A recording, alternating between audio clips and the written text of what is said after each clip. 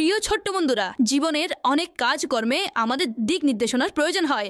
যেমন যদি আমরা অসুস্থ হয়ে পড়ি তাহলে সুস্থ হওয়ার জন্য ডাক্তারের দিক নির্দেশনা প্রয়োজন। পড়ালেখার ডিগ্রি অর্জন করার জন্য কোনো এক্সপার্ট এডুকেটর অর্থাৎ বিশেষজ্ঞ শিক্ষকদের দিক নির্দেশনা প্রয়োজন। অনুরূপভাবে যদি আমরা ঘর বানাতে চাই তাহলে আর্কিটেক্ট অর্থাৎ স্থপতি এবং কন্ট্রাক্টর অর্থাৎ ঠিকাদারের সাহায্য নিয়ে থাকি। অর্থাৎ যে কাজের জন্য আমাদের দিক নির্দেশনা প্রয়োজন আমরা সেই বিভাগের অভিজ্ঞ ব্যক্তির কাছ থেকে সাহায্য গ্রহণ করি। প্রিয় ছোট্ট বন্ধুরা, আমরা মুসলমানদের জন্য সবচেয়ে গুরুত্বপূর্ণ বিষয় আমাদের দ্বীন ইসলাম, আর দ্বীন ইসলামের অসংখ্য শিক্ষা রয়েছে। তাই কখনো যদি আমরা দ্বীনের ব্যাপারে কোনো কিছু জানতে চাই তাহলে আমাদের কোনো সুন্নি আলিমের দ্বীন অথবা মুফতি সাহেবের কাছ থেকে দিক নির্দেশনা নেওয়া উচিত।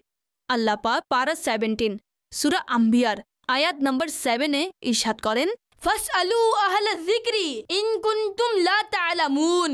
এর অনুবাদ হলো, হে লোকেরা, জ্ঞানীদের নিকট জিজ্ঞেস করো যদি তোমরা না জানো। প্রিয় ছোট্ট বন্ধুরা, এই আয়াতে জ্ঞানহীনদেরকে জ্ঞানীদের নিকট প্রশ্ন করতে আদেশ দেয়া হয়েছে, কেননা যারা জানে না সে ইলম অর্জন করার জন্য জ্ঞানীদের নিকট প্রশ্ন করতে হবে এবং তার বলা কথার উপর আমল করতে হবে। প্রিয় ছোট্ট বন্ধুরা, আমাদের জন্য সবচেয়ে গুরুত্বপূর্ণ বিষয় দ্বীন ইসলাম। তাই আমাদের সঠিক ইসলামী আকীদা জানার জন্য, ইবাদতের শরীয়হ পদ্ধতি জানার জন্য এবং ইসলাম অনুযায়ী জীবন যাপন করার জন্য উলামায়ে কেরাম থেকে দিক নির্দেশনা গ্রহণ করা উচিত।